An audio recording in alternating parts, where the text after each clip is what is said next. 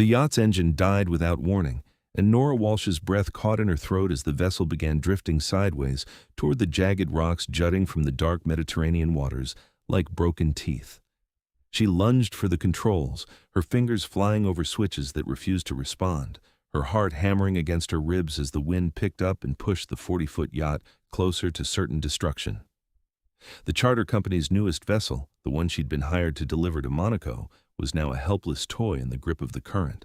Nora had sailed these waters dozens of times in her 23 years, the last 5 as a professional delivery captain, but she'd never felt this kind of primal fear crawling up her spine. The rocks loomed closer, their surfaces slick with sea spray that glittered in the moonlight. She grabbed her radio, but static was the only response. Her phone showed no signal this far from shore. The auxiliary engine wouldn't turn over. The anchor had jammed during her last stop. Every backup system had somehow failed simultaneously, as if the yacht itself had been cursed.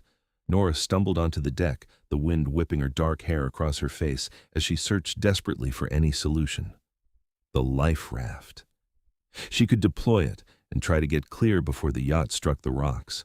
But even as her hands reached for the emergency release, she knew the current would drag her into the same fate.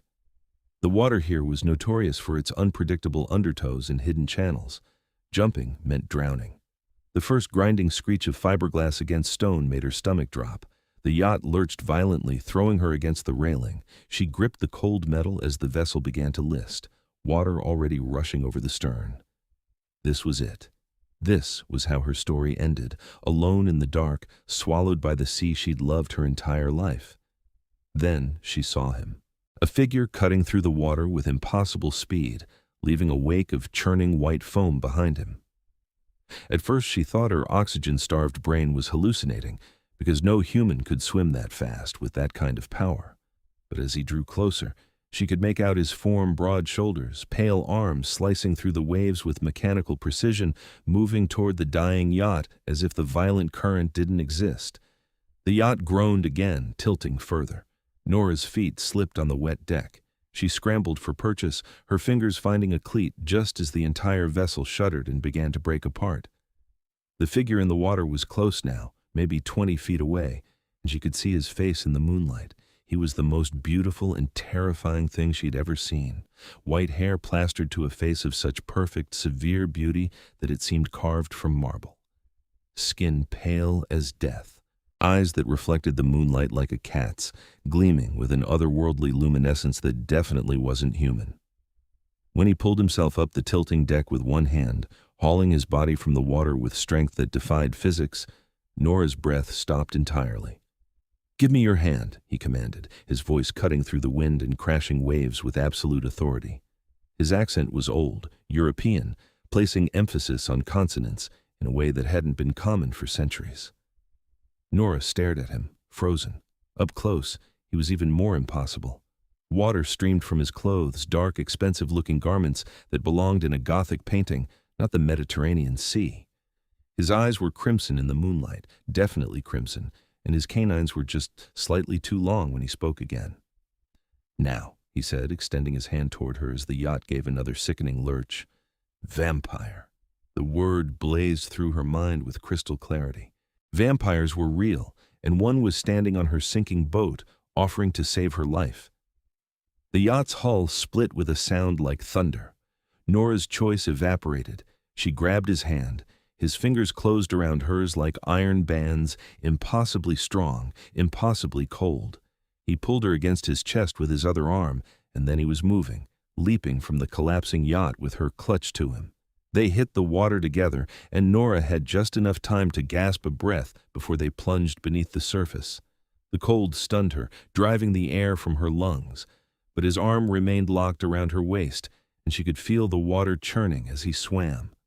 Not toward shore that would be impossible with the current, but perpendicular to it, cutting across the tide with that same impossible strength she'd witnessed from the deck.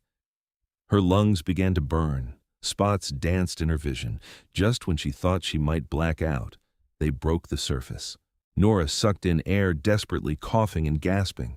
The vampire, because what else could he be, held her effortlessly above the waves, swimming with only one arm while the other kept her secure. Behind them, the yacht's remains were grinding against the rocks, already breaking into pieces that would scatter across the seafloor. "Breathe slowly," he instructed, his voice calm despite the exertion. Though, she realized, he wasn't breathing hard at all. He wasn't breathing at all. "What are you?" she managed between gasps, even though she already knew. His crimson eyes met hers, and something flickered in their depths. "Your only chance of survival. Be silent and conserve your strength." They swam for what felt like hours, but was probably only minutes. Nora's body temperature was dropping dangerously, her muscles beginning to seize from the cold. The vampire seemed to sense this because he adjusted his grip and moved even faster, his body generating no warmth but at least blocking some of the wind. Eventually, impossibly, a dark shape emerged from the water ahead of them. A yacht. Massive, sleek, and modern, easily 3 times the size of the vessel she'd lost. It sat anchored in a protected cove she hadn't even known existed along the stretch of coast. Warm lights glowed from its windows, promising heat and safety. As they approached, a gangway lowered smoothly, and the vampire hauled them both from the water and onto the platform in one fluid motion. Nora's legs gave out the moment he released her. She collapsed onto the metal grating, shivering violently, her soaked clothes clinging to her skin. The vampire crouched beside her, studying her face with an intensity that made her feel like a specimen under glass. "You're hypothermic," he stated. "Come." He lifted her into his arms before she could protest, cradling her against his chest as if she weighed nothing. The contrast between his strength and her helplessness should have been terrifying. But Nora found herself relaxing into his hold, her body too exhausted to maintain fear. He carried her through a doorway into the yacht's interior, which was as luxurious as she'd expected, all dark wood, leather, and subtle lighting that suggested old money and older tastes. He brought her to a cabin dominated by an enormous bed with heavy curtains. A fire crackled in what had to be a specially designed fireplace, the flames casting dancing shadows across the walls. He set her down on a chair near the fire and disappeared through another door, returning moments later with thick towels and what looked like silk pajamas. "Remove your wet clothing," he said, setting the items beside her. "All of it. Hypothermia kills quickly." Then he turned his back, affording her privacy. The gesture was so unexpectedly courteous that Nora found herself obeying, her numb fingers struggling with buttons and zippers. When she was finally dry and dressed in the oversized silk pajamas, she cleared her throat. "I'm decent." He turned back, his crimson eyes sweeping over her once to assess her condition. Apparently satisfied, he gestured to the bed. "Get under the covers. Your core temperature needs to rise." "Who are you?" Nora asked, even as she stumbled toward the bed. The mattress was impossibly soft, the sheets cool but quickly warming from her body heat. She pulled the heavy duvet up to her chin, still shivering but already feeling marginally better.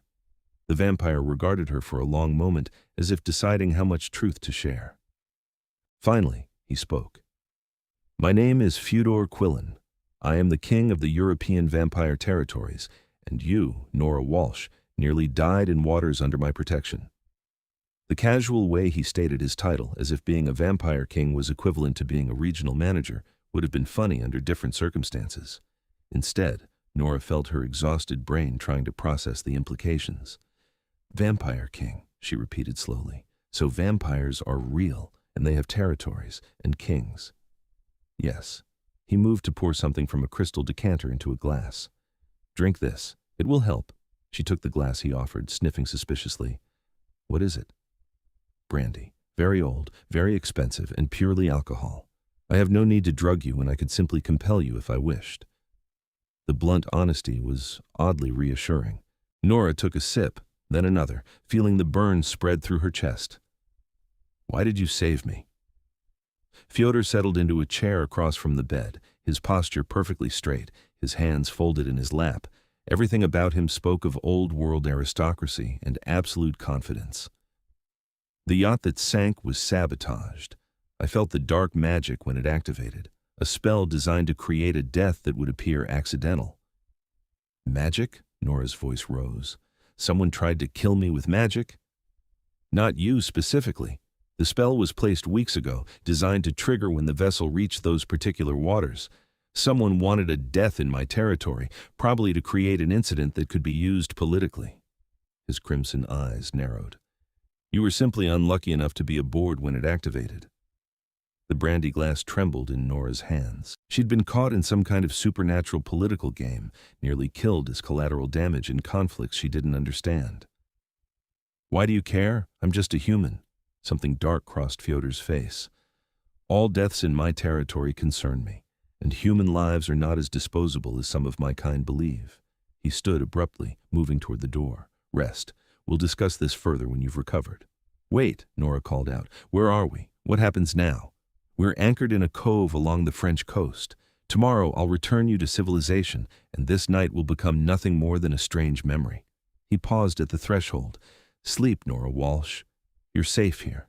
The door closed behind him with a soft click, leaving Nora alone with her racing thoughts and the crackling fire.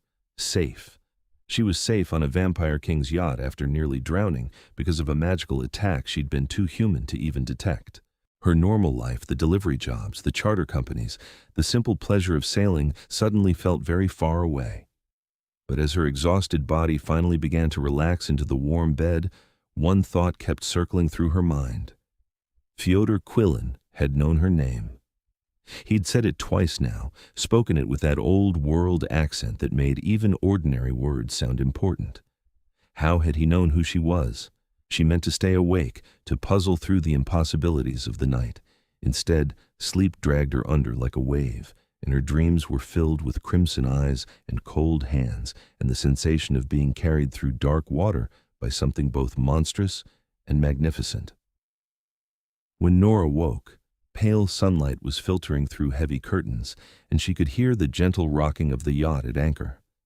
For a disoriented moment, she thought the previous night had been a fever dream. Then she saw her clothes from yesterday draped over a chair, cleaned and dry, and knew it had all been real. She dressed quickly, her muscles aching from the ordeal, but otherwise functional. The door wasn't locked.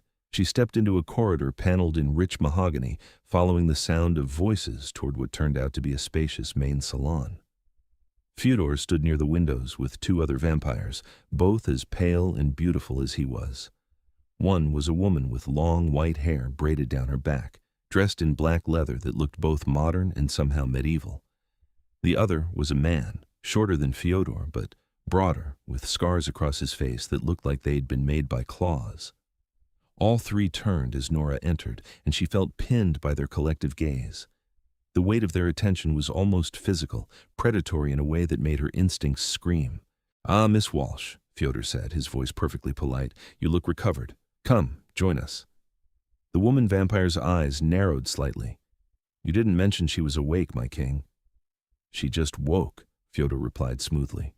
"Nora, may I introduce Katerina Volkov, my second in command, and Dmitry Sokolov, captain of my personal guard." Nora managed a nod, suddenly very aware that she was a human surrounded by three apex predators. "Thank you for having me on your yacht. For the rescue. For everything." Dmitry's scarred face softened slightly. The king acted with honor. "Welcome, human." "We were just discussing the situation," Fyodor said, gesturing for Nora to sit. She perched on the edge of a leather sofa, her nerves singing with tension. "The spell that caused your accident was placed by someone with significant magical resources. It was designed to kill a human in my waters and make it appear natural, which would have drawn the attention of the council." "The council?" Nora asked. "The ruling body that governs all vampire territories globally," Katerina explained, her accent thicker than Fyodor's. "They enforce our laws and mediate disputes between kingdoms. A human death that appeared suspicious in any king's territory would trigger an investigation." "Someone wants to make you look bad," Nora said slowly, understanding dawning. "Create an incident that would bring scrutiny." Fyodor inclined his head. "Precisely. I have enemies who would enjoy seeing me weakened politically." "So what now? You drop me off at the nearest port and I go back to my life?" Even as she said it, Nora knew it couldn't be that simple. The three vampires exchanged glances. Finally, Fyodor spoke. "I'm afraid it's not that straightforward. Whoever placed that spell will know it activated. They may not know I intervened. If you simply reappear, alive and well, they'll realize their plan failed and likely try again." "Try again," Nora repeated, her mouth going dry. You mean try to kill me again? Yes. Fyodor's crimson eyes held hers. You're a loose end now. A witness to their magical attack, even if you don't understand what you witnessed, and if they're clever, they'll realize my intervention connects you to me, which makes you valuable leverage. The room seemed to tilt. Nora's hands clenched into fists on her knees. So I'm just screwed? Some vampire politics I know nothing about means I have to spend the rest of my life looking over my shoulder? No. Fyodor's voice was firm, commanding. It means you'll stay under my protection until we identify who placed the spell and eliminate the threat. Stay under your protection, Nora said. For how long? However long it takes. He moved closer, crouching so they were at eye level. The gesture brought him unsettlingly close. Close enough that she could see the inhuman perfection of his features, the way his skin seemed to glow faintly in the dim light. I give you my word, Nora Walsh, that no harm will come to you while you're under my care. You'll be safe, comfortable, and free to move about my holdings, but you cannot return to your normal life until this is resolved. My holdings, Nora said weakly. What does that mean? Katerina answered. The king maintains several residences throughout Europe. His primary estate is in France, but he also has properties in Italy, Romania, and England. I can't just disappear, Nora protested. I have a job. I have an apartment in Barcelona. People will notice I'm gone. Your employer will be informed that you've taken an extended leave for personal reasons, Fyodor said. Your apartment will be maintained. Any obligations will be handled. I have people who can manage these details discreetly. The casual way he discussed upending her entire life made Nora's temper flare. You're kidnapping me. I'm protecting you, Fyodor corrected, his voice hardening. There is a difference. You're free to refuse to walk off this yacht and return to Barcelona, but I cannot guarantee your safety if you do. Whoever wants you dead has resources I haven't yet identified, which means they're dangerous and well-connected. Your only chance of surviving this is to accept my help. Nora wanted to argue, to insist she could take care of herself. But she was a sailor, not a warrior or a magician. She knew nothing about vampire politics or magical attacks. Everything Fyodor said made horrible, logical sense. How long? She asked quietly. I don't know, he admitted. Days, perhaps. Weeks at most. I have resources and contacts throughout the supernatural community. Finding the source of the spell should be possible relatively quickly. And if it's not, his expression hardened, then whoever is behind this will make another move and we'll be ready for them.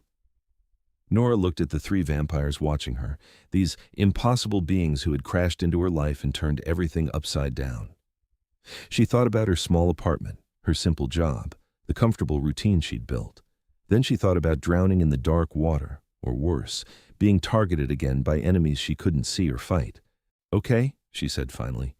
I'll stay, but I want to be kept informed about what's happening. No more surprises. Something that might have been respect flickered in Fyodor's crimson eyes. Agreed. You have my word. Then I suppose I'm your guest for the foreseeable future, Your Majesty. She tried to keep the sarcasm from her voice and failed. To her surprise, Fyodor's lips curved into the faintest hint of a smile. Just Fyodor will suffice when we're speaking privately. Titles are tiresome. The yacht pulled anchor an hour later, heading north along the coast. Nora spent most of the journey on the deck, watching the shoreline pass and trying to process the surreal turn her life had taken. Katerina joined her at one point, offering a bottle of water and settling against the railing with inhuman grace. You're handling this well, the female vampire observed. Most humans would be hysterical. I'm saving the hysteria for later, Nora replied. Right now, I'm too numb to really process it. Katerina studied her with those unsettling crimson eyes. The king doesn't extend his personal protection lightly. You should feel honored. I feel terrified and confused, Nora said honestly, but I appreciate that he's trying to help. Trying to help, Katerina repeated, something sharp in her tone. Yes, that's one way to describe it. Before Nora could ask what she meant, Fyodor emerged from below deck. Katerina immediately straightened, her demeanor shifting to something more formal. The vampire king barely glanced at his second before focusing on Nora. We'll arrive at the estate in 2 hours, he informed her. I thought you might appreciate some context about where you'll be staying. He proceeded to describe a chateau in the French countryside, isolated from nearby villages but equipped with every modern amenity. It had been his primary residence for over 2 centuries, staffed by a mixture of vampires and human servants who had signed contracts and been thoroughly vetted. The security was extensive, the grounds vast, and the house itself apparently magnificent. "It sounds like a fortress," Nora said. "It is," Fyodor confirmed, "but a comfortable one. You'll have your own suite, access to the library and grounds, and freedom to move about as you please within the estate boundaries. The staff will provide anything you need. Except my freedom to leave." "You're not a prisoner," he said sharply. "You're a guest under protection. There's a significant difference." Nora bit back her retort. He was right, technically. She'd agreed to this, but the situation still felt like a cage closing around her, no matter how gilded. The chateau appeared as the sun began to set, rising from the French countryside like something out of a fairy tale. Massive stone walls, turrets reaching toward the darkening sky, windows glowing with warm light. The yacht docked at a private marina connected to the estate, and Nora found herself being ushered into a sleek black car that purred up a winding drive lined with ancient trees. When they reached the main entrance, the doors opened to reveal a vampire woman in what looked like formal household staff attire. She bowed deeply to Fyodor. "My king, welcome home. Everything has been prepared according to your instructions." "Thank you, Irina. This is Miss Nora Walsh. She'll be staying as my guest indefinitely. Please ensure she has everything she requires." Irina's eyes flicked to Nora with undisguised curiosity, but she bowed again. "Of course, sire. Miss Walsh, if you'll follow me." Nora glanced at Fyodor, who nodded. "Go, get settled. I'll find you after I've attended to some business." The interior of the chateau was even more impressive than the exterior.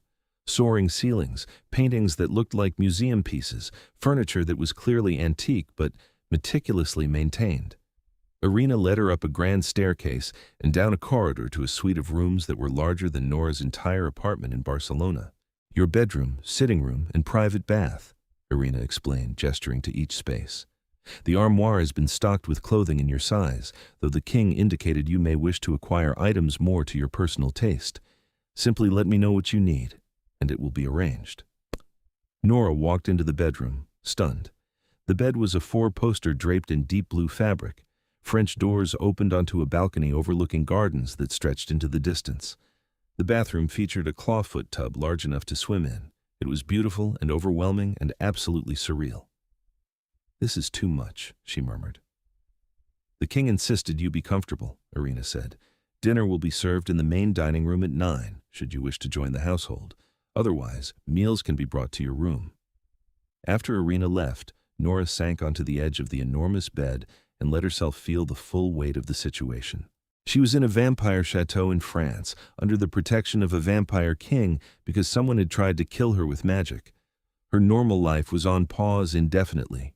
She was surrounded by beings who could kill her without effort, dependent on their goodwill and a king's promise for her continued survival. And despite all of that, despite the terror and uncertainty, part of her couldn't help but feel a thrill of something else. Adventure, maybe. Or the dark allure of being thrust into a world she'd never imagined existed. She thought about Fyodor Quillin, with his perfect face and ancient eyes and the cold strength of his hands, the way he'd commanded the situation with absolute authority, yet treated her with unexpected courtesy, the promise in his voice when he'd sworn to protect her.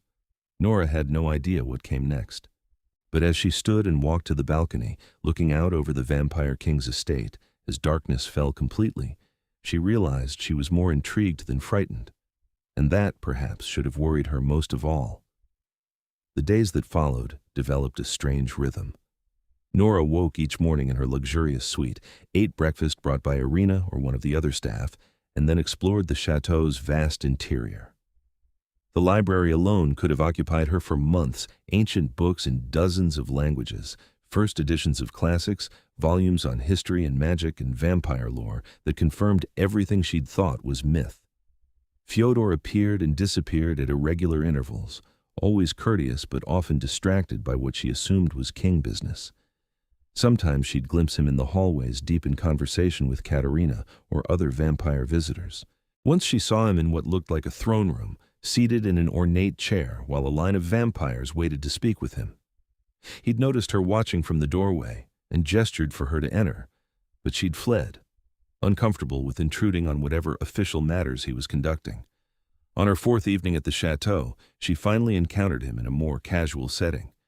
She'd ventured into the gardens as sunset approached, walking among rose bushes that must have been centuries old, when she rounded a corner and found him sitting on a stone bench, reading. "I'm sorry," she said immediately. "I didn't mean to disturb you." Fyodor looked up from his book, something ancient and leather-bound. "You're not disturbing me. The gardens are yours to enjoy as much as mine." Nora hesitated, then moved closer. "What are you reading?" "Poetry, 19th century Russian." He closed the book, setting it aside. "Melancholy and beautiful, like the era that produced it." "You speak Russian?" "Among other languages. When you live long enough, language acquisition becomes necessary for survival." He studied her face. "You've been avoiding me." "No, She stopped, realizing it was true. "Maybe a little. You're intimidating." "I'm a vampire king. Intimidating comes with the territory." But there was a hint of amusement in his voice. "Sit, Nora Walsh. Talk with me." She sat on the bench, leaving careful distance between them. This close, she could see details she'd missed before: the way his white hair had faint silver threads that caught the dying light, the small scar on his jaw that must have come from before he was turned. He was watching her with the same intensity he brought to everything, and she felt exposed under that gaze. "Have you learned anything?" she asked. "About who placed the spell?" "Some. The magic bears the signature of the Eastern European covens, which narrows the possibilities. I've sent inquiries through channels, offered rewards for information. Someone will talk eventually. They always do when enough gold is involved. And until then, I'm stuck here." "You say that as if it's a punishment." Fyodor's tone cooled slightly. "I assure you, there are worse places to be confined." "I didn't mean it like that," Nora said quickly. "The chateau is beautiful. Everyone's been kind.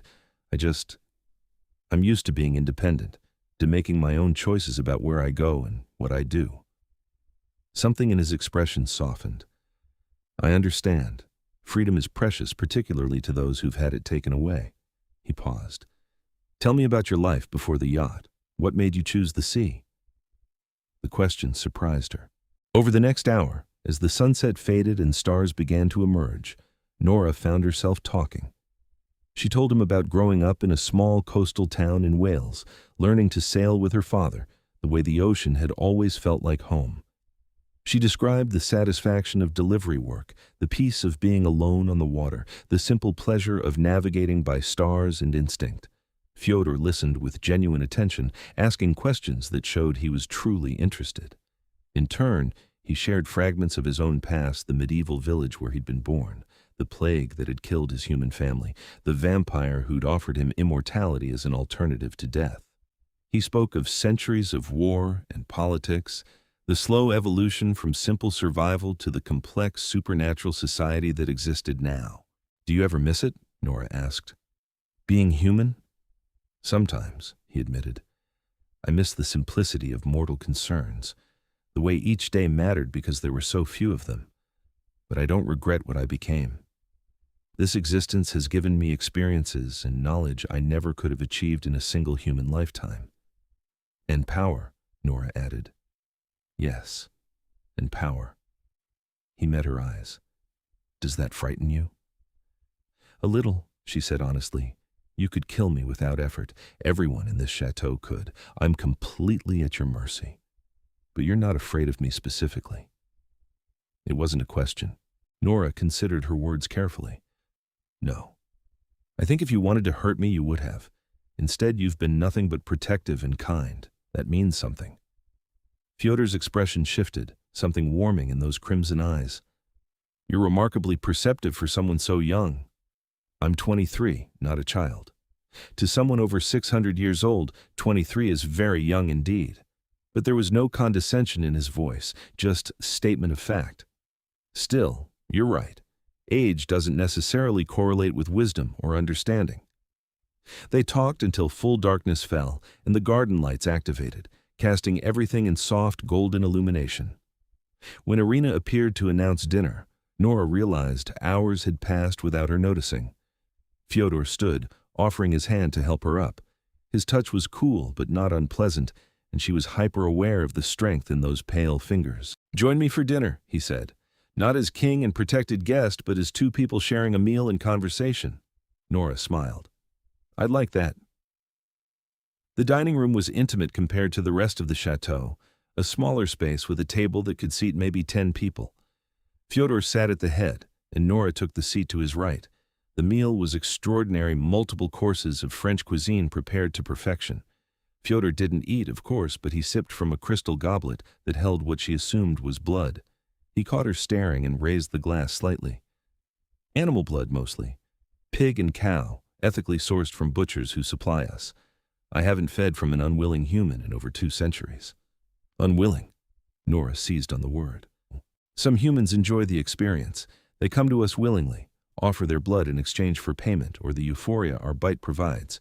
We have contracts, medical screenings, strict protocols. It's all very civilized. His lips curved. Disappointing, perhaps, compared to the romanticized version. Not disappointing, Nora said. Different. But it makes sense that things would have evolved.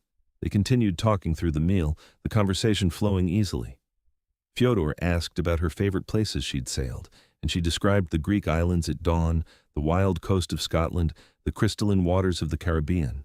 He told her about watching the construction of Versailles, attending the first performance of Mozart's Don Giovanni, witnessing the fall of the Berlin Wall.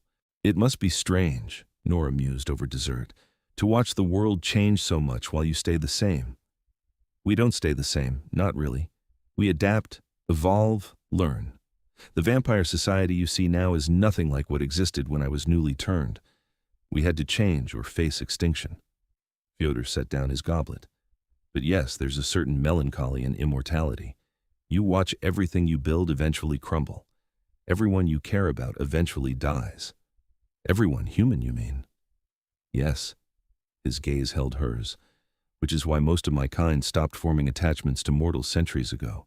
The pain of losing them over and over became too much. There was weight behind his words, a warning, perhaps. Nora felt it settle between them, this acknowledgement of the fundamental difference in their natures. She was temporary, ephemeral, a brief spark against his endless existence. Whatever connection was forming between them had an expiration date written into its foundation. The thought made her chest ache with unexpected loss. I should let you rest, Fyodor said, rising from the table. You need sleep, unlike myself. Nora stood as well, suddenly reluctant to let the evening end. Thank you for dinner, and for the conversation. I've been going a little stir-crazy, alone with my thoughts. Then we should do this again. He moved closer, close enough that she had to tilt her head back to meet his eyes. I find your company unexpectedly pleasant, Nora Walsh. Her heart hammered. I was thinking the same about you.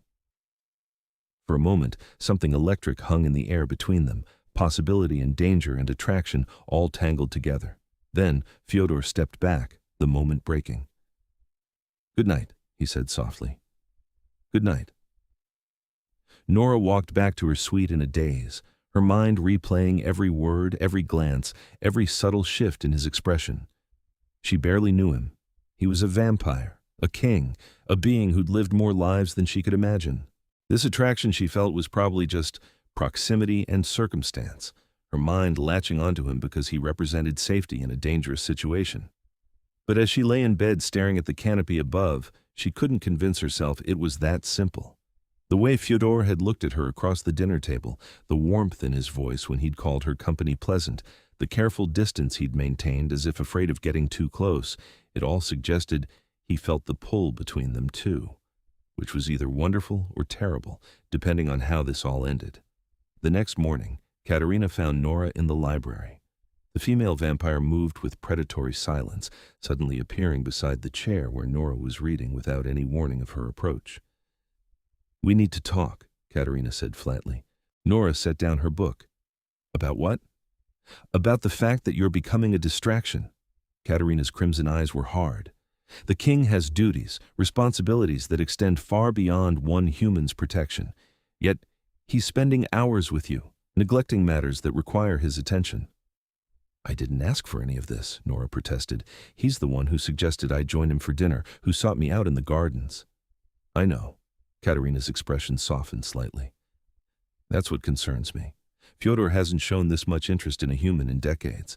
The last time he did, it ended badly. What happened? That's not my story to tell.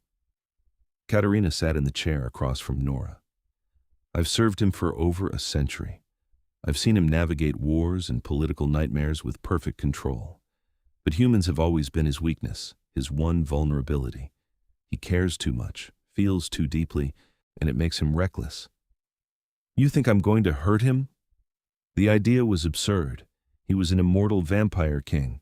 She was just a sailor who'd been in the wrong place at the wrong time. I think you could, yes, not physically, but emotionally. Katerina leaned forward. I'm not trying to frighten you or drive you away. I'm asking you to be careful with what you're beginning here. Whatever you think you're feeling, whatever you believe he feels, remember that your worlds are fundamentally incompatible.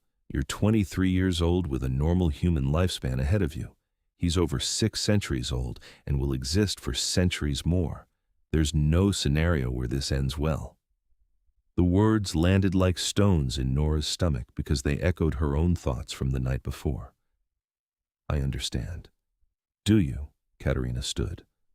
I hope so, for both your sakes. She left as silently as she'd arrived, leaving Nora alone with her book and her suddenly chaotic thoughts.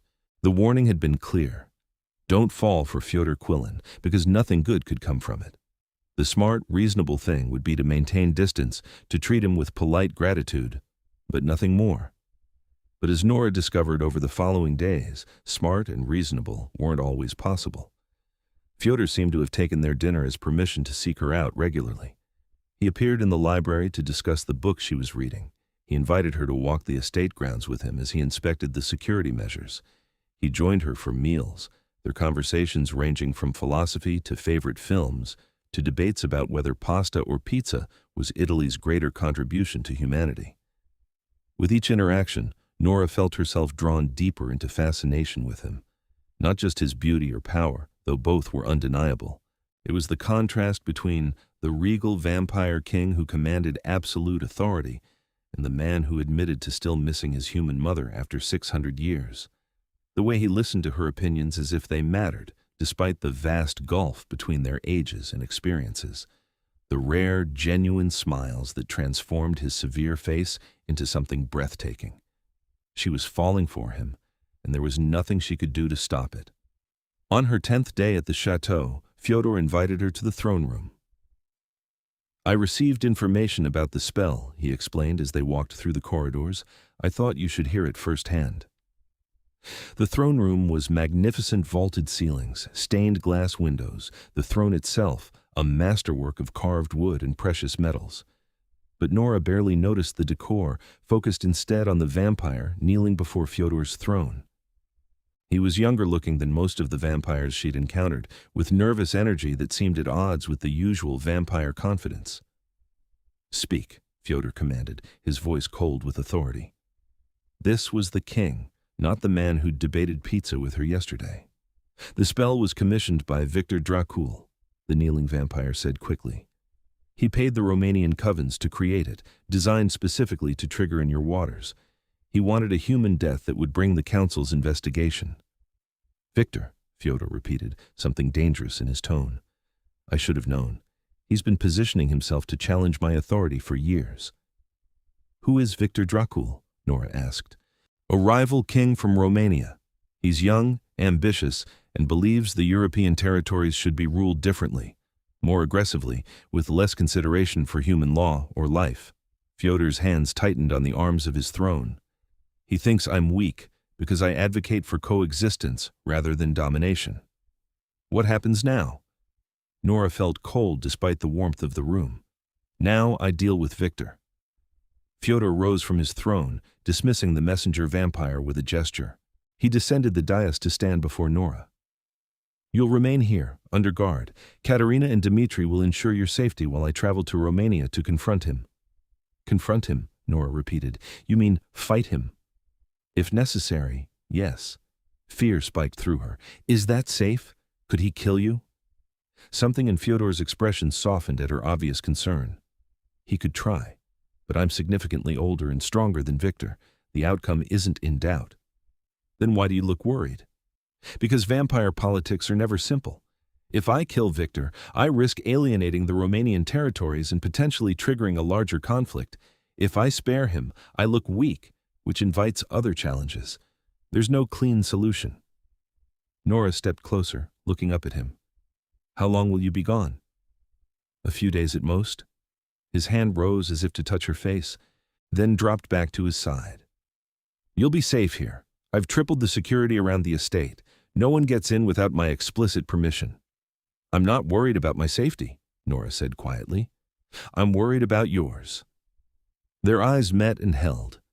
In that moment, everything Katerina had warned her about dissolved. Nora stopped caring about the impossibility of their situation, the fundamental incompatibility of their worlds. All that mattered was the vampire king standing before her, preparing to walk into danger, and the realization that she couldn't bear the thought of him being hurt. Nora, Fyodor started, his voice rough. Come back safe, she interrupted. Please. I will, he promised. I have something to return to now. The words hung between them, weighted with meaning.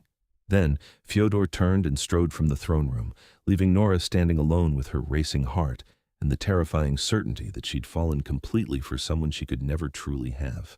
The days that followed were agonizing. Nora tried to distract herself with books and walks through the gardens, but her mind kept returning to Fyodor. Katerina had accompanied him to Romania along with a contingent of guards, leaving Dmitri in charge of the chateau's security. The scarred vampire checked on her regularly, his presence reassuring, but not enough to quiet her fears. On the third night, Nora was pacing her suite when she heard commotion from below. Voices raised, the sound of rapid movement. She rushed to her door, yanking it open to find Irina in the corridor. What's happening? The king has returned, Irina said, her expression troubled. He's injured. Dmitri has sent for the healer. Nora's heart stopped. Injured how badly? I don't know, Miss Walsh. You should stay here. But Nora was already running, racing down the corridor toward the stairs. She reached the main hall to find a scene of controlled chaos. Dmitri was barking orders at guards. A female vampire Nora didn't recognize was rushing toward what looked like a medical room, carrying bags of what could only be blood. And there, being supported by two vampires, was Fyodor. His white shirt was soaked with blood. Deep gashes crossed his chest and shoulder, still bleeding despite his vampire healing. His face was pale even for a vampire, his expression tight with pain. But he was alive, conscious, and when his crimson eyes found Nora in the crowd, something in them blazed brighter. I'm fine, he said, his voice strained. It looks worse than it is. You're bleeding, Nora said, her voice shaking as she pushed through the guards to his side. That's not fine.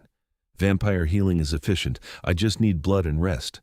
But he swayed slightly, and the guards had to tighten their grip to keep him upright. Get him to the medical room, Dmitri ordered. Now. They moved Fyodor through a door off the main hall into a space equipped like a small hospital. The healer, an ancient-looking vampire woman with white hair and a bun, immediately took charge, snapping orders as they laid Fyodor on an examination table. She cut away his ruined shirt, revealing the full extent of the damage. Long claw marks, deep and vicious, that had torn through muscle and nearly to bone. Out, the healer commanded, glaring at everyone in the room. All of you except my assistants. He needs space and quiet to heal. I'm staying, Nora said before she could think better of it. The healer's crimson eyes fixed on her. You're human. You'll be in the way. Let her stay, Fyodor said from the table, his voice weak but firm. Please, Magdalena, I want her here. The healer muttered something in what sounded like German, but she gestured for Nora to move to the side of the room. Stay out of my way and don't faint if you're squeamish. The next hour was brutal to watch. Magdalena cleaned and assessed the wounds, determining which ones needed stitches despite vampire healing. She set up an IV line pumping blood directly into Fyodor's system, which he clutched with one pale hand. Through it all, Fyodor's eyes kept finding Nora across the room, as if her presence was anchoring him. Finally, Magdalena stepped back. You'll live, my king, though you were foolish to let Victor get that close. Another few inches and he might have taken your heart. Noted, Fyodor said dryly. May I sit up? In a moment, let the blood replenish your system. Magdalena turned to Nora. You can come closer if you wish. He's past the critical stage. Nora didn't need to be told twice. She moved to Fyodor's side, looking down at his battered face and bandaged torso. What happened? Victor didn't come alone to the confrontation. He brought allies, made it an ambush instead of an honorable duel. We won, obviously, but it was closer than I'd like to admit. Fyodor's hand found hers, his grip cold but strong. He's dead now. The threat is over. You killed him, Nora said softly. I did what was necessary to protect my people. To protect you. His thumb brushed across her knuckles. I told you I'd come back. You did. Tears pricked Nora's eyes, surprising her. You scared me. I'm sorry. Fyodor's free hand rose to cup her face, his palm cool against her cheek. Nora, Save your strength, sire, Magdalena interrupted, though her tone was gentler now. Declarations can wait until you're fully healed. But Fyodor ignored her, his eyes locked on Nora's face. I need to say this. While I was in Romania, facing Victor, all I could think about was you, coming back to you. The last 10 days have been the happiest I've had in decades, and it's because of the time we've spent together. Fyodor, Nora whispered, her heart breaking and soaring simultaneously. I know it's impossible, he continued. I know all the reasons it can't work, but I'm over 600 years old, and I'm tired of denying myself joy because the future is uncertain. I want to be with you, Nora Walsh, for however long we have. The tears spilled over now. I want that too. I've tried not to. Katerina warned me it was a bad idea, and she's probably right, but I can't help it. I care about you too much. Fyodor pulled her down into a careful kiss, mindful of his injuries. His lips were cool but soft, the kiss gentle and full of restrained passion. When they parted, his crimson eyes were blazing with emotion. Then we'll figure out the impossibilities together, he said. Magdalena cleared her throat loudly. Touching as this is, my patient needs rest. Out, human girl. He'll still be here tomorrow. Nora laughed, the sound watery but genuine. She squeezed Fyodor's hand once more. Get better. We have a lot to talk about. Tomorrow, he promised. We'll talk tomorrow. Nora left the medical room in a daze, her lips still tingling from the kiss, her mind spinning with the implications of what had just happened. She'd just agreed to start a relationship with a vampire king. It was insane and impossible, and probably doomed from the start. But as she climbed the stairs to her suite, she couldn't bring herself to regret it. Whatever time they had together, however this ultimately ended, it would be worth it to experience the joy in Fyodor's eyes when he looked at her, to feel the tenderness in his touch despite his fearsome strength. Sometimes the best things were the impossible ones. The next 3 weeks were the strangest and most wonderful of Nora's life. Fyodor recovered rapidly thanks to vampire healing and Magdalena's expert care. Within days, he was back to his duties, though Nora noticed he moved a bit more carefully, and the bandages remained beneath his shirts for longer than he probably liked to admit. Their relationship developed in stolen moments between his royal obligations. He invited her to his private study, where they'd talk for hours surrounded by books and maps that charted centuries of vampire history. They walked the grounds at night, when Fyodor was at his strongest, his hand warm from feeding wrapped carefully around hers. He taught her basic vampire politics and history, explaining the complex web of alliances and rivalries that governed supernatural society. In turn, Nora told him everything about her human life, her dreams of sailing the world, her complicated relationship with her mother, who'd never understood her love of the sea, the friends she'd left behind in Barcelona who probably thought she'd lost her mind. Fyodor listened to all of it with the intense focus he brought to everything, as if her small human stories were as important as matters of state. The physical aspect of their relationship developed more slowly, constrained by the newness of everything and Fyodor's careful control. He kissed her often, tender touches that left her breathless and wanting more. But he always pulled back before things could progress, and Nora sensed he was holding himself in check, afraid of letting his vampire nature overwhelm his human partner.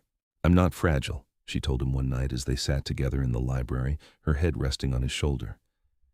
I know you're being careful, but I'm not going to break. You're more fragile than you realize, Fyodor replied, his fingers trailing through her hair. I'm significantly stronger than a human. In moments of passion, it would be easy to forget that, to hurt you without meaning to. I won't risk it. So we just never. Nora stopped, feeling her cheeks heat. I didn't say never. His arm tightened around her. I said I need to be careful. Give me time to trust myself not to harm you. It wasn't the answer she wanted, but Nora understood it. She'd seen him angry, seen the barely leashed violence in him when he'd returned from Romania. He was a predator, no matter how civilized and controlled he appeared. The danger was real, even if he'd never hurt her intentionally. They found other ways to be close, other forms of intimacy that didn't risk her safety. Fyodor held her while she slept, his cool presence soothing against her back. They danced together in the ballroom, his vampire grace making her feel like she was flying. He read to her in Russian, the language flowing like music, even though she couldn't understand the words. She learned to cook his favorite human foods, things he remembered from his mortal life, and watched him try them despite not needing to eat, the nostalgia in his expression worth the effort. Dmitri and the other vampires adapted to the relationship, with varying degrees of comfort. Some seemed genuinely happy for their king, pleased to see him more relaxed and engaged. Others were more reserved, clearly worried about the political implications of a vampire king having a serious human lover. But none of them challenged it openly, at least not that Nora witnessed. Katerina remained the most complicated. She was civil to Nora but distant, her concern for Fyodor evident in every interaction. Finally, about 3 weeks into their relationship, she cornered Nora in the gardens. He's happier than I've seen him in years, Katerina said without preamble. It galls me to admit it, but you're good for him. Thank you, Nora said cautiously. Don't thank me yet. I'm still not convinced this ends well. Katerina's expression was troubled. But I've known Fyodor long enough to recognize when arguing is futile. He's chosen you, and he'll defend that choice against anyone who challenges it, including me, if necessary. I don't want to come between you, Nora said. I know you care about him. I do. He's my king and my friend, which is why I'm asking you one more time to be careful with his heart. Katerina's voice softened. The last human he loved died, and it nearly destroyed him. I don't want to see him go through that again. What happened? Nora asked quietly. Ask him yourself. It's his story to tell. Katerina turned to leave, then paused. For what it's worth, I hope I'm wrong about this. I hope you two find a way to make it work. That night, Nora asked Fyodor about the previous human he'd loved. They were in his study, her sitting in his lap while he worked through correspondence, a comfortable position that had become routine. At her question, his hands stilled on the keyboard. Her name was Eveline, he said finally. She was French, a painter. I met her in Paris in the 1920s. She was brilliant and fierce and completely unafraid of what I was. We had 7 years together before she got sick cancer, before there were effective treatments. I watched her waste away, helpless to save her. When she died, He trailed off, his arms tightening around Nora. I didn't handle it well. I withdrew from everything, ruled my territories from a distance, refused to engage with the world for decades. I'm sorry, Nora whispered, her heart aching for the pain in his voice. It's the price of loving a human when you're immortal. I swore I'd never do it again, never put myself through that loss again, and I kept that promise for nearly a century. He turned her in his lap so they were face to face. Until a stubborn sailor nearly drowned in my waters and I found myself incapable of walking away. Are you afraid, Nora asked, of going through that loss again when I die? Terrified, Fyodor admitted. But I'm more afraid of missing whatever time we could have together, because I'm too cowardly to risk the pain. Life, mortal or immortal, is about the moments we choose to embrace, not the suffering we avoid. Nora kissed him then, pouring everything she felt into the contact. When they parted, she rested her forehead against his. We'll make the most of whatever time we have. Yes, he agreed. We will. But even as she said it, even as she felt the warmth of his promise and the security of his arms around her, Nora couldn't ignore the gnawing worry at the back of her mind. She was 23 years old. If she lived an average human lifespan, she had maybe 60 more years. To Fyodor, that would pass in a blink. She'd age while he remained eternally young. She'd weaken while he stayed strong. Eventually, she'd die, and he'd continue on, carrying her memory like he carried Evelyn's. The thought of leaving him to that pain was almost unbearable. The solution came to her gradually, coalescing over days of reading vampire lore in the library and watching Fyodor move through his immortal life. It was obvious, really. So obvious she was surprised she hadn't thought of it immediately. She could become a vampire. The idea took root and grew, pushing aside her initial hesitation.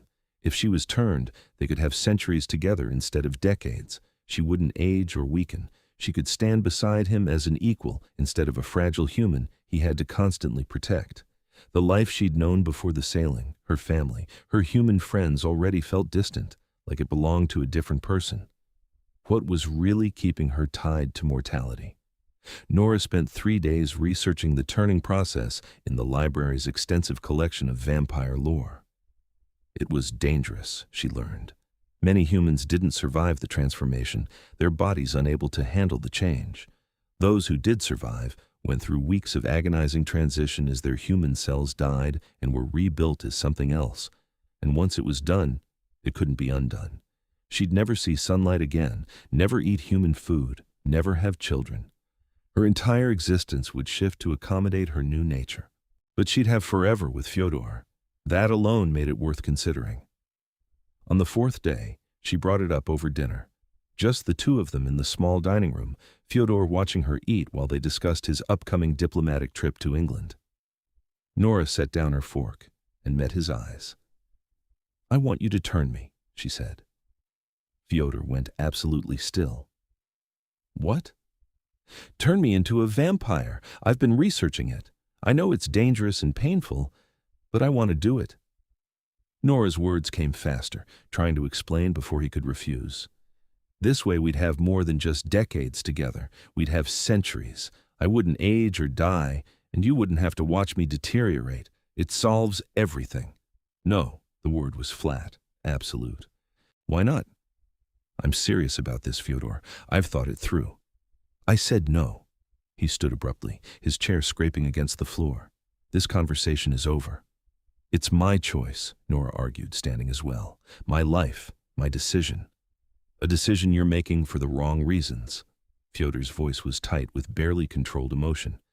"You'd be giving up everything, your humanity, your connection to the daylight, any hope of a normal life because you think it would make our relationship easier." "It would make it possible," Nora countered. "Otherwise, I'm just a temporary fixture in your immortal existence. I'll die, and you'll grieve, and then you'll move on. Is that really what you want?" "What I want is for you to live a full human life," Fyodor said harshly. "To experience all the things mortality offers, not to throw it away at 23 because you're infatuated with a vampire." The word infatuated hit like a slap. "Is that what you think this is? Infatuation?" "I think you're young and caught up in the romance of this situation without fully understanding the consequences of what you're asking." Nora's temper flared. "Don't patronize me. I'm not a child and I'm not naive. I've read the books. I understand the risks. I want this." "Well, I don't." Fyodor's crimson eyes blazed. "I won't turn you, Nora. Not now, not ever. Find someone else if you're determined to throw your humanity away, but it won't be me." He left the room before she could respond, the door closing behind him with finality. Nora stood alone among the remains of dinner, her hands shaking with anger and hurt. He'd dismissed her feelings, treated her like a foolish girl playing at understanding things beyond her comprehension, as if she hadn't spent weeks immersed in his world, learning about vampires and their society, thinking carefully about what she wanted. She stormed back to her suite and slammed the door, pacing the room as fury gave way to hurt and confusion. Why was he so against this? If he truly loved her, wouldn't he want them to have as much time together as possible? Unless Katerina was right, unless he was already thinking of her as temporary, a pleasant diversion until she aged out of his interest. The thought made her chest ache with a pain that had nothing to do with anger. 2 days passed with no word from Fyodor. Nora saw him in the corridors occasionally, but he never approached her, and his expression was closed off in a way that discouraged conversation. She tried to focus on other things, reading, walking the grounds, talking with Dmitri and Irina, but everything felt hollow without Fyodor's presence. On the third day, Katerina found her in the library. "He told me about your argument," the female vampire said, settling into a chair across from Nora. "Of course he did." Nora didn't look up from her book. "He's being stubborn and protective, which is typical." Katerina's tone was surprisingly sympathetic. "But he's not entirely wrong, Nora. Becoming a vampire is not a decision to make lightly, especially not for someone else." "I'm not doing it for him," Nora insisted. "I'm doing it for us, for the possibility of a real future together." "Are you?" Katerina leaned forward. "Or are you trying to solve a problem that doesn't need solving?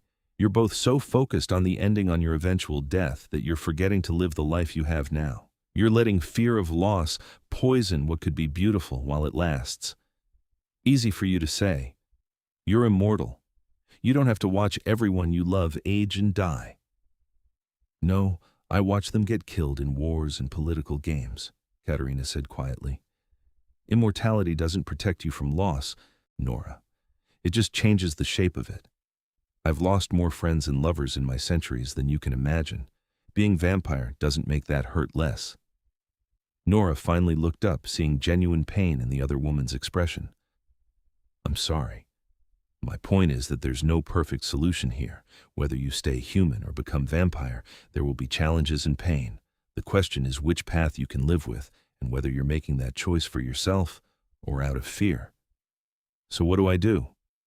"Talk to him. Really talk, not argue. Listen to why he's so afraid of turning you, and help him understand your perspective." Katerina stood. "And maybe consider that you don't have to decide your entire future right now. You're 23. You have time to be sure." After Katerina left, Nora sat with her words for a long time. Maybe she was right. Maybe Nora had been so focused on solving the mortality problem that she'd forgotten to just enjoy what they had now. But the fear remained the fear of leaving Fyodor to grieve her, of their time together being so desperately short. That evening, she went to his study and knocked. His voice called for her to enter, and she found him at his desk, surrounded by paperwork and looking exhausted in a way she'd never seen from a vampire. "I'm sorry," she said immediately, "for pushing so hard about the turning. You were right that I was trying to solve everything at once instead of just being present in what we have now." Fyodor rose from his desk, crossing to her in 3 long strides. He pulled her into his arms, his embrace tight and almost desperate. "I'm sorry, too. I shouldn't have dismissed your feelings or called what we have infatuation. I know it's more than that." "Then help me understand," Nora said against his chest. "Why are you so against turning me?" He was quiet for a long moment. Finally, he guided her to a couch and they sat, his arm around her shoulders. "Eveline asked me the same thing, near the end. When she was dying, and we both knew it, she begged me to turn her so we could stay together." "But you didn't," Nora said softly. "No, because she was asking out of fear, not genuine desire to become a vampire. She loved daylight, loved painting on plein air, loved human food and wine. Becoming vampire would have taken all of that from her, and I knew she'd come to resent it. Resent me for taking her humanity." Fyodor's voice was thick with old pain. "I held her while she died instead, and it nearly broke me, but I still believe I made the right choice." "I'm not Eveline," Nora said, "and I'm not asking out of fear. I genuinely think I could be happy as a vampire." "You think that now, but you're still so young with so much of life you haven't experienced. What if you change your mind in 5 years, 10 years? What if you wake up at 50 and realize you've missed the chance to have children, to watch sunrises, to age naturally alongside human friends?" His hand cupped her face. "I couldn't bear being responsible for that regret." Nora saw it then, the real fear underlying his refusal. He wasn't worried about her dying, he was terrified of her living forever and hating him for it. "What if we compromise?" she said slowly. "What if we table the turning conversation for now but agree to revisit it later, when I'm older, when I've had more time to experience human life? If I still want it then, will you at least consider it?" Fyodor searched her face. "How much later?" "I don't know. 5 years? 10? Nora shrugged helplessly. "However long it takes for you to believe I'm sure." "And if I never believe you're sure?" "Then we'll face that problem when we get there." She kissed him softly. "But for now, let's just be together, however that looks." Relief flooded Fyodor's expression. He kissed her back deeper this time, his control slipping enough that she felt the hunger in him, the barely leashed passion he'd been holding back. When they parted, both breathing hard, his eyes were blazing crimson. "I love you," he said, the words rough. "I should have said it before. I love you, Nora Walsh, and that's why this is so complicated." "I love you too," Nora whispered, "and we'll figure out the complications together." They stayed on the couch for hours, talking through their fears and hopes, establishing boundaries and expectations for their relationship moving forward. It wasn't a perfect solution. There were still too many unknowns, too many potential complications looming in the future. But it was honest and real, and that felt like enough for now. When Nora finally returned to her suite near dawn, she felt lighter than she had in days. They'd both compromised, both listened, both acknowledged the difficulty of their situation without letting it destroy what they were building. It wasn't forever, not yet, but it was theirs, and it was precious, and she intended to fight for it with everything she had. The months that followed were golden. Fyodor and Nora settled into a comfortable rhythm, their relationship deepening as they learned each other's quirks and boundaries.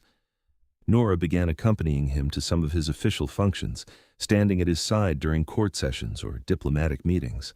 The vampire community gradually accepted her presence, though she knew there was still gossip and concern about the king's human lover. Fyodor taught her self-defense, insisting she know how to protect herself even in his territories. They sparred in the training room, Fyodor carefully controlling his strength while showing her how to use an opponent's momentum against them. He taught her about vampire weaknesses, the sunlight vulnerability, the need for blood, the various ways a vampire could be killed. It was information that could be dangerous for a human to have, but he trusted her with it, and that trust meant everything. In turn, Nora showed him aspects of humanity he'd forgotten or never experienced. She taught him to use modern technology he'd been avoiding, set up video calls with the few human friends she'd confided in about her situation, introduced him to current music and films. She made him laugh, something Dmitri claimed happened far too rarely. She reminded him that immortality didn't mean he had to be isolated from joy.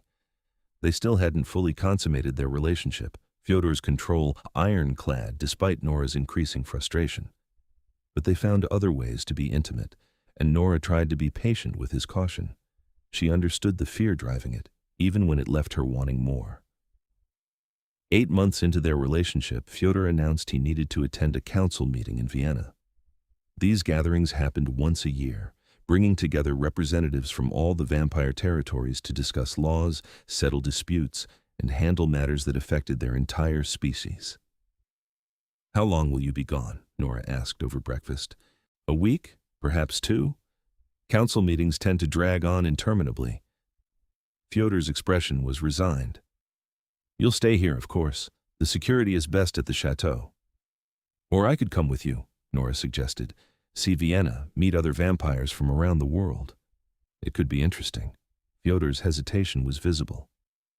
"Council meetings aren't safe environments. There are vampires who attend who don't share my views on human life or coexistence. I'd worry about your safety. You'd be there to protect me, and I know self-defense now. I wouldn't be helpless. Nora, please." She reached across the table to take his hand. "I want to see more of your world, and I want to be there with you for important events, not left behind like a child who can't handle adult situations." The comparison to a child stung him, she could tell. Finally, he nodded. "All right. But you stay close to me at all times, and if I tell you to leave a situation, you leave immediately. No arguments." Deal. Vienna was magnificent, the old city draped in history and architectural beauty. They stayed at a vampire-owned hotel near the center, luxurious and secure.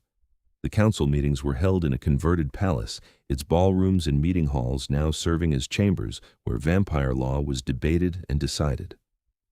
Nora attended the opening session, sitting in a gallery reserved for companions and guests, while Fyodor took his place among the ruling council. She watched him command the room with quiet authority, his voice carrying weight when he spoke on matters of territory law or human relations. He was magnetic in this environment, every inch the king she sometimes forgot he was when they were alone. During a break, a vampire approached her in the gallery. He was tall and dark-haired, with crimson eyes that held calculation rather than warmth. "You must be King Fyodor's human pet," he said, his accent placing him as Eastern European. "I've heard so much about you." "I'm his partner," Nora corrected coolly, "not his pet." "Of course. Partner?" The word dripped with condescension. "Tell me, what does a mortal woman see in our stern vampire king? His power? His wealth? Or perhaps you find the danger exciting?" "I see someone honorable and kind who values life in all its forms," Nora replied, "though I'm not sure why my relationship is any of your business." The vampire's smile was cold. "Everything concerning the European territories is my business. I'm Alexei Romanov, representative from the Russian territories, and I'm very interested in how your relationship with King Fyodor affects his judgment." "It doesn't," Fyodor's voice cut in, cold as ice. He appeared beside Nora, his hand settling protectively on her shoulder. "My personal life and my political decisions remain separate, Alexei, as they always have. Yet here she is, at council meetings where humans have never been permitted before." Alexei's smile widened. "You've changed the rules for her. That's not separation, that's weakness." "It's evolution," Fyodor countered. "The world is changing. Our laws must change with it, or we risk becoming irrelevant. Or we risk becoming weak." Alexei's gaze flicked to Nora with open contempt. "Allowing humans into our inner circles, making policy decisions based on mortal sensibilities, this is not the vampire way. The vampire way has always been adaptation. That's how we've survived millennia while other species went extinct." Fyodor's voice held absolute authority now. "This conversation is over. Stay away from Nora, or we'll have a more official discussion about respect." Alexei sketched a mocking bow and retreated, but his expression promised the matter wasn't finished. Nora turned to Fyodor, seeing the tension in his jaw. "He's going to be a problem, isn't he?" "Alexei has been a problem for years. He represents the old guard, vampires who believe we should rule humanity rather than coexist with it." Fyodor guided her away from the gallery toward a private corridor. "I should have known he'd target you to make a point. I can handle a few nasty comments." "It's not just comments I'm worried about." Fyodor stopped walking, turning to face her. "There are vampires at this council who would hurt you to weaken me politically. Promise me you'll be careful. Don't go anywhere alone. Don't accept anything to eat or drink from strangers, and stay within sight of Dmitri or Katerina when I can't be with you." The fear in his voice was real. Nora nodded solemnly. "I promise." For the next few days, she kept that promise, staying close to Fyodor or his trusted guards at all times. The council meetings continued, debates growing heated as various factions pushed their agendas. Nora watched from the gallery, beginning to understand the complex politics that governed vampire society. There were progressives like Fyodor, who advocated for change, and conservatives like Alexei, who clung to old traditions. The tension between these groups was palpable, threatening to erupt into something more dangerous. On the fifth night, there was a formal ball to celebrate the council session's midpoint. Fyodor appeared at their suite with a dress bag. "For tonight," he explained, unzipping it to reveal a stunning gown in deep blue silk. "I thought you might want something special for the occasion." The dress fit perfectly, hugging her curves before flowing to the floor in elegant waves. Fyodor appeared in formal wear that made him look like he'd stepped out of a period painting dark suit, silver embroidery, his white hair pulled back to reveal the sharp planes of his face. Together, they looked like something from a dark fairy tale. The ballroom was breathtaking, all crystal chandeliers and polished marble.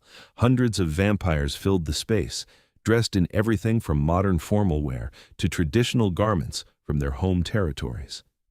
The atmosphere was festive, but underneath lurked the same political tension that defined the council meetings. Fyodor kept Nora close as they navigated the crowd, introducing her to allies and carefully avoiding enemies. They danced together, Fyodor's vampire grace making her feel weightless. For a few hours, Nora let herself enjoy the spectacle and beauty of it all, the fantasy of being at a vampire ball with her vampire king. Then, she noticed Alexei watching them from across the room, his crimson eyes calculating. He was speaking with several other vampires, gesturing toward where Fyodor and Nora danced. The group's expressions were hostile, united in whatever sentiment Alexei was cultivating. "Fyodor," Nora murmured, Alexei's planning something. He followed her gaze, his expression hardening. Stay here. I need to handle this before it escalates.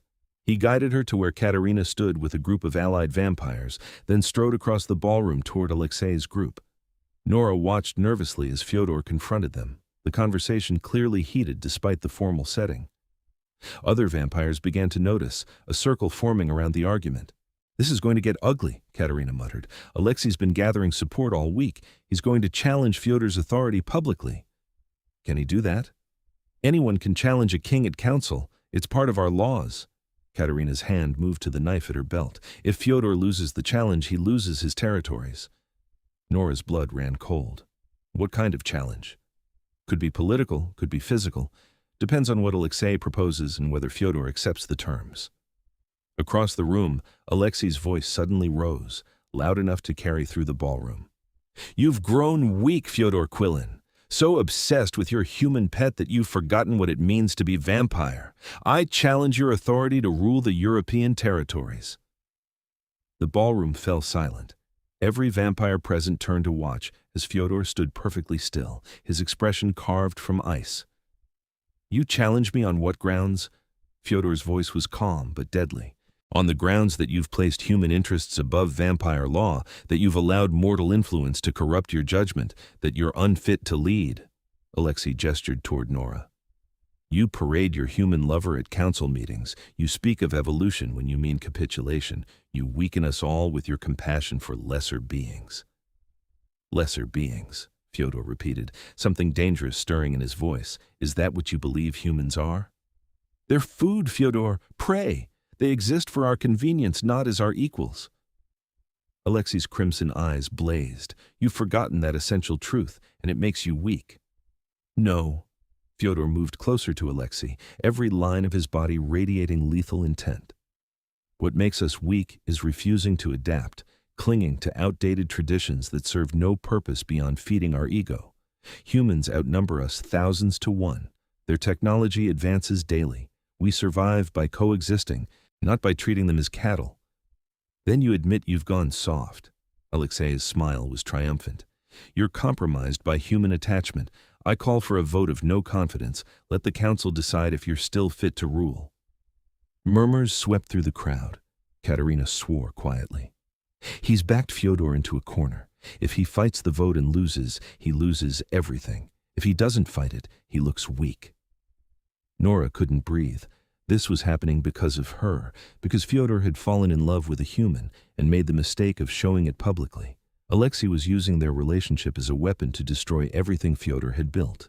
I accept your challenge, Fyodor said coldly, but not as a political vote. You've insulted my honor and my judgment. This requires a more traditional resolution. Understanding dawned in Alexei's face, followed by savage satisfaction. You want a blood duel. I want to remind you why I'm king and you're merely a representative. Fyodor's voice was soft but carried through the silent ballroom. Tomorrow night, traditional rules to submission or death. The crowd erupted in shocked whispers. Blood duels were ancient tradition, rarely invoked in modern times. They were brutal, often fatal, and witnessed by the entire vampire community. By calling for one, Fyodor had escalated this from political maneuvering to personal combat. Alexei's smile widened. Agreed. I look forward to taking your territories, Quillin. We'll see. Fyodor turned and strode back to Nora, his expression terrifying in its controlled fury. He took her arm. We're leaving. Now. They exited the ballroom with Katerina and Dmitri flanking them, the vampires parting to let them pass. No one spoke until they reached the suite. The moment the door closed, Nora turned to Fyodor. You can't fight him because of me, she said desperately. This is my fault. This has nothing to do with you and everything to do with Alexei's ambition. Fyodor's voice was hard. He's been looking for an excuse to challenge me for years. You simply provided convenient justification. But if you lose, I won't lose. He pulled her into his arms, his embrace fierce. I've been fighting for centuries, Nora. Alexei is skilled but arrogant. That makes him predictable. He could kill you, Nora whispered against his chest. He could try. Fyodor pulled back to look at her face. I need you to trust me. I'll end this tomorrow night, and then we can go home. What if I asked you not to fight? What if I asked you to withdraw the challenge? Then I'd lose my territories without a fight, and Alexei would hunt you down anyway to make sure I never reclaimed them." Fyodor's hand cupped her face. "There's no peaceful way out of this, Nora. I have to fight." She knew he was right, but the fear was overwhelming. She'd watched him come back injured from Romania. She knew vampire fights were vicious and brutal. The thought of losing him, of watching him die because she'd become a target, it was unbearable. "I can't lose you," she said, tears spilling over. "You won't." He kissed her, deep and desperate, as if trying to pour every ounce of feeling into the contact. When they parted, his crimson eyes were blazing. "I have too much to live for now. Alexei has no idea what he's awakened by threatening that." The next evening arrived too quickly. The duel was set for midnight in a courtyard behind the council palace. By 11, vampires from all territories had gathered, filling the space with silent, predatory anticipation. Nora stood with Katerina and Dmitri at the edge of the crowd, her heart hammering so hard she thought it might burst. Fyodor appeared in the courtyard wearing black fighting leathers, his white hair loose around his face, his expression carved from stone. Across from him, Alexei stood in similar attire, his smile confident and cruel. A vampire, elder neutral party from the Asian territories stood between them to officiate. "Traditional blood duel," the elder announced. "To submission or death, no weapons beyond natural vampire abilities. The fight continues until one combatant yields or dies. Are the terms understood?" "Yes," both fighters said simultaneously. "Then begin." They exploded into motion. Nora had seen Fyodor move with vampire speed before, but never like this. He was a blur of lethal intent, his strikes precisely calculated to cause maximum damage. Alexei matched him, blow for blow initially, the two vampires moving so fast it was difficult to track their movements. First blood went to Alexei, his claws raking across Fyodor's shoulder. But Fyodor retaliated immediately, his fist connecting with Alexei's ribs with enough force that the crack echoed through the courtyard. They separated, circling each other, both already bleeding. The fight continued, brutal and savage. Fyodor fought with centuries of experience, every move economical and devastating. But Alexei was younger, faster, and willing to fight dirty. He went for vulnerable spots, throat, eyes, joints trying to disable rather than just damage. Nora couldn't watch but couldn't look away. Her nails dug into her palms as she watched Fyodor take blow after blow, delivering his own punishment in return. Both vampires were covered in blood now, their healing struggling to keep up with the continuous damage. Then Alexei made a mistake. He overextended on a strike, leaving his side exposed for a fraction of a second. Fyodor took it, his hand driving up under Alexei's ribs toward his heart. Alexei twisted away at the last second, but not fast enough. Fyodor's hand closed around something vital, and Alexei screamed. Fyodor ripped his hand free, taking part of Alexei's lung with it. The Russian vampire collapsed, clutching his chest, blood pouring between his fingers. He tried to stand, failed, and dropped to his knees. "Yield," Fyodor commanded, standing over him. Alexei's face twisted with rage and pain. "Never." "Then die." Fyodor's hand shot out again, this time finding its mark. When he pulled back, Alexei's heart was clutched in his pale fingers. The Russian vampire's eyes went wide, then empty. He collapsed forward, dead before he hit the ground. Silence fell over the courtyard. Fyodor stood over Alexei's body, covered in blood, his chest heaving despite vampires not needing to breathe. He looked up at the assembled vampires. "Anyone else wish to challenge my authority?" His voice cut through the silence like a blade. "Or can we finally move forward into the future, instead of clinging to a past that will get us all destroyed?"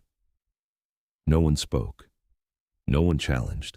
They just stared at their king, reminder delivered in the most brutal way possible that Fyodor Quillin had held his territories for centuries for a reason. The elder vampire stepped forward. "King Fyodor's authority is confirmed. The challenge is satisfied. This council session is concluded." Vampires began dispersing, talking in low voices. Fyodor walked through the crowd toward Nora, his eyes never leaving her face. When he reached her, she threw herself into his arms, despite the blood covering him. "It's over," he murmured into her hair. "It's over, and we're both safe." They left Vienna the next morning, returning to the chateau in France with Katerina and Dmitri. Fyodor was quiet during the journey, the weight of the duel and its implications heavy on him. Nora stayed close, offering silent support. Back at the chateau, life slowly returned to normal. But the duel had changed something in their relationship. Nora had seen exactly how dangerous Fyodor's world could be, how quickly politics could turn lethal. And Fyodor had been reminded of how vulnerable her humanity made her, how easily she could be used as a weapon against him. They grew closer in the wake of Vienna, their relationship deepening into something even more solid. They stopped dancing around the physical aspects of their relationship, Fyodor finally trusting himself enough to let his control slip. Their first night together was tender and passionate, Fyodor careful but no longer afraid. They fit together perfectly, and Nora finally understood what it meant to be truly seen and cherished by someone. 2 years passed. Nora lived at the chateau full-time now, her old life in Barcelona a distant memory.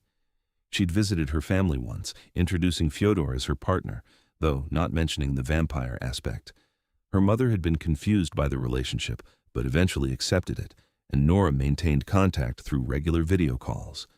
She'd grown into her role as Fyodor's partner, learning vampire politics and society, becoming a known figure in the supernatural community. Some vampires still disapproved, but many had come to respect her intelligence and the genuine love she clearly shared with their king. She'd celebrated her 25th birthday the previous month, Fyodor throwing a party that mixed human and vampire guests in what felt like a symbol of the future they were building together.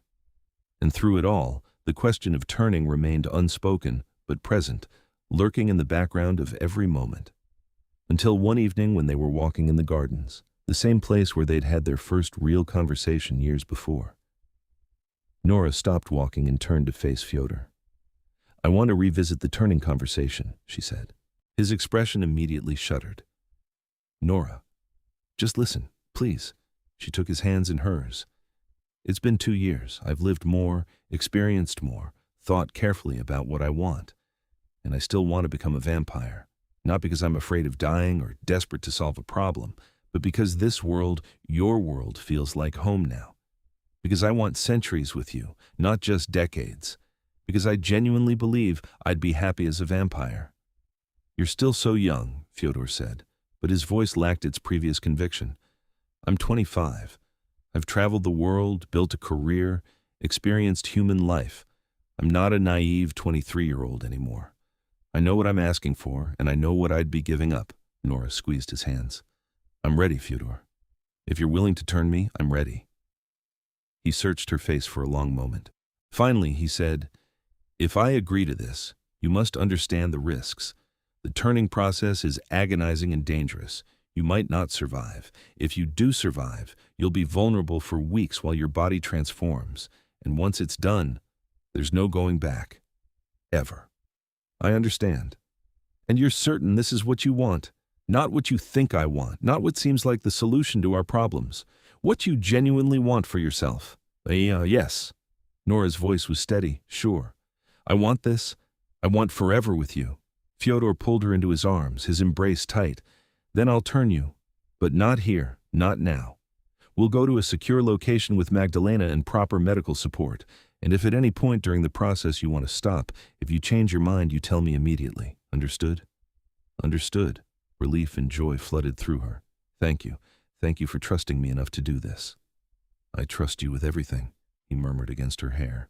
"My heart, my kingdom, my eternal existence. Of course I trust you with this choice." They spent the next month preparing.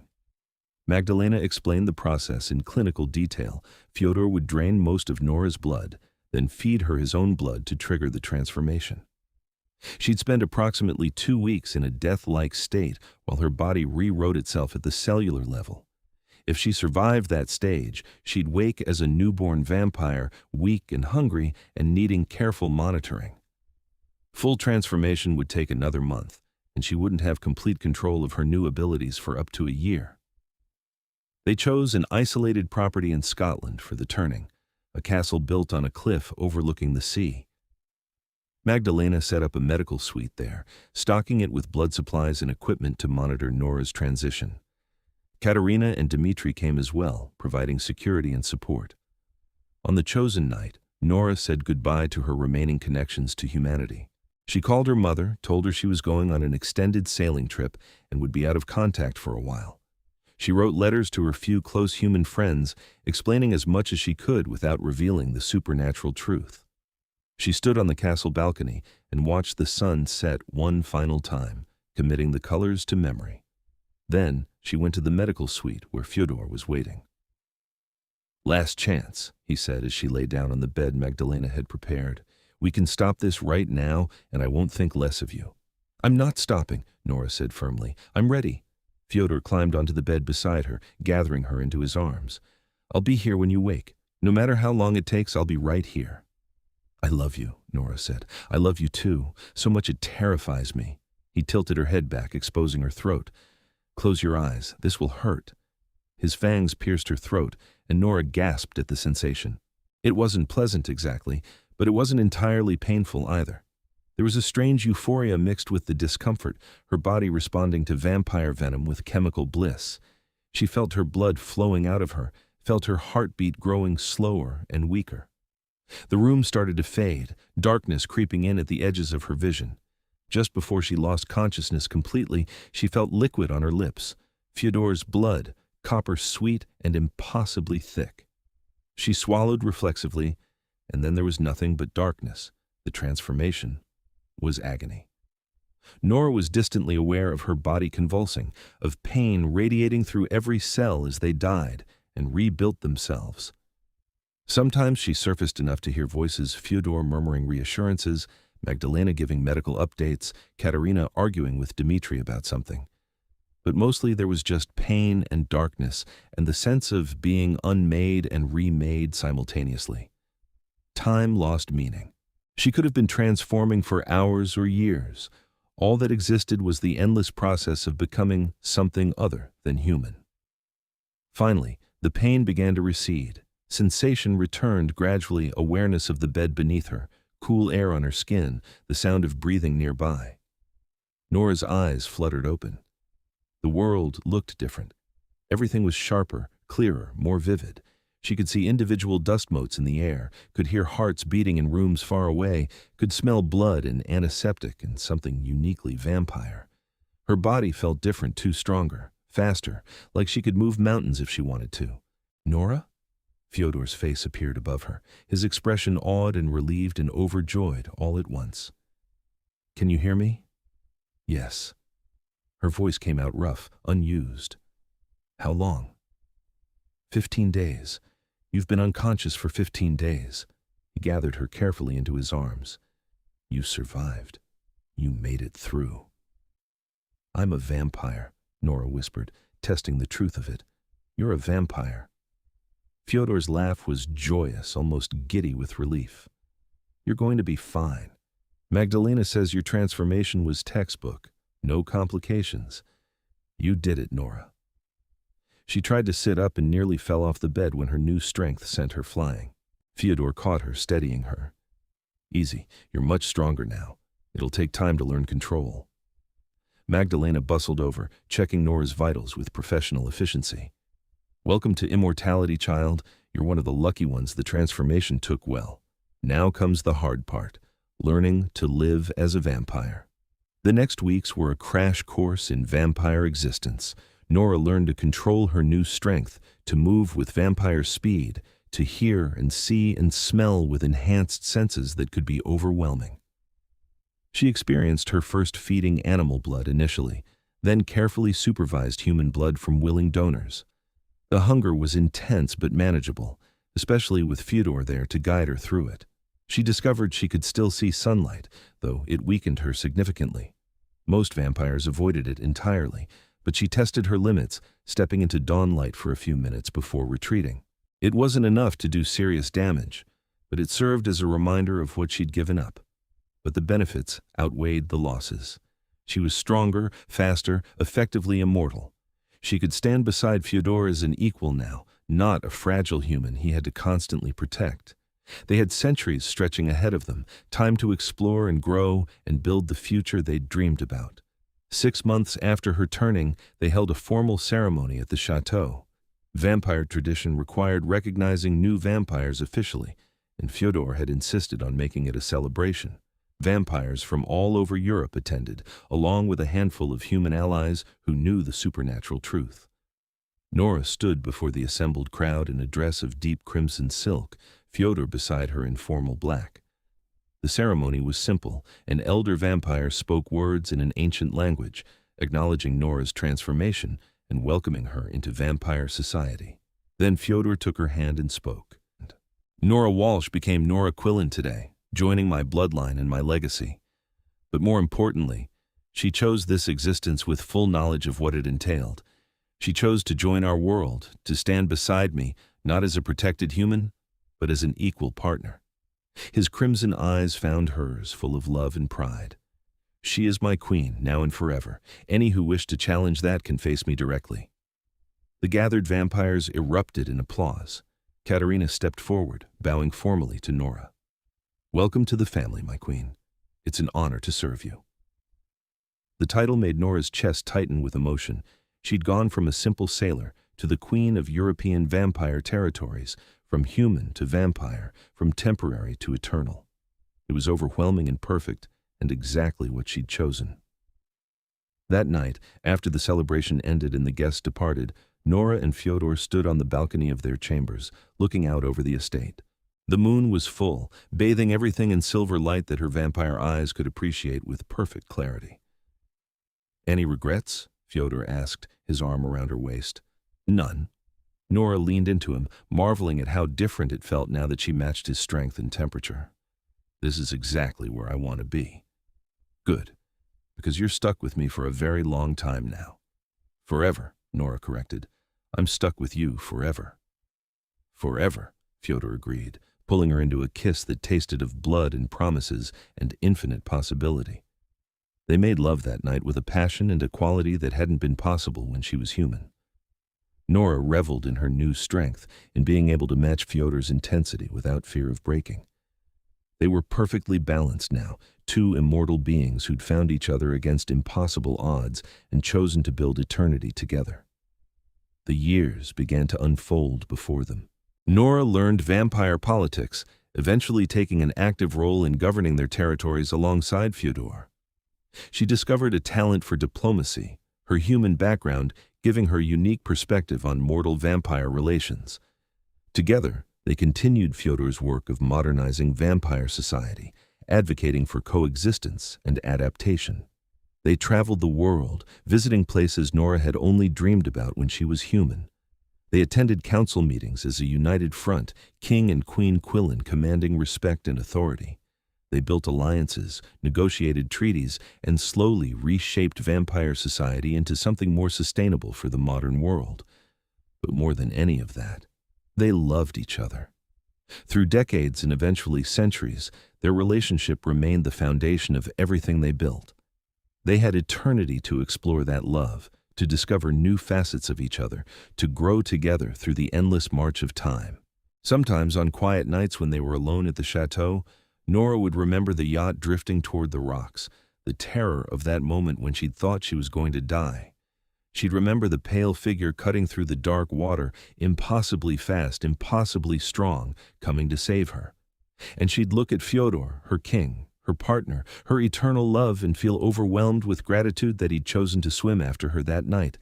That single act of courage and compassion had changed everything, transforming both their existences in ways neither could have predicted. They'd faced impossible odds, overcome fundamental incompatibility, and built something beautiful from chaos and danger. Their love had survived political challenges, physical threats, and the weight of their different natures. And now, as immortal partners ruling their territories together, they had forever to continue that love story. The unmanned ship had drifted toward the rocks with her aboard, and the vampire king had swam after it. In doing so, he'd saved not just her life but both their futures, creating a love that would echo through centuries and beyond. It was a beginning wrapped in an ending, a salvation that led to transformation, a moment of terror that became the foundation of eternal joy. And as they stood together, watching another sunset from their balcony, Nora knew with absolute certainty that every difficult choice, every impossible obstacle, every moment of fear and doubt had been worth it. Because they'd found each other, chosen each other, and built a forever neither of them had believed possible. The story that began with drowning had become a love that would never end. And that, Nora thought as Fyodor pulled her close, was the only happy ending that had ever really mattered.